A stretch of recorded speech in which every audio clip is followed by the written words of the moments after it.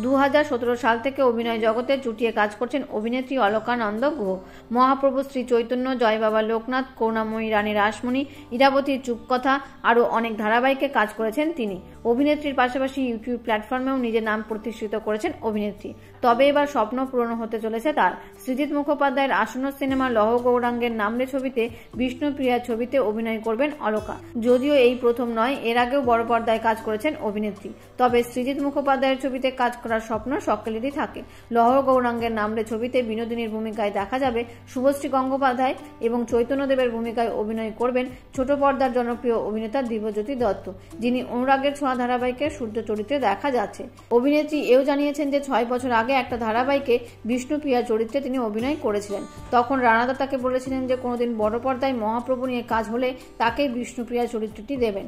আজ এত বছর পরে সেই কথা সত্যিই হচ্ছে। সৃজিত মুখোপাধ্যায়ের সঙ্গে কাজ করার সুযোগ পেয়েছেন অভিনেত্রী। মনে হচ্ছে যেন তার 8 বছরের স্বপ্ন পূরণ হচ্ছে। তো বন্ধুরা, বিনোদন জগতের এমনই নিত্য নতুন আপডেট পেতে চ্যানেলটিকে অবশ্যই সাবস্ক্রাইব করবেন। ধন্যবাদ।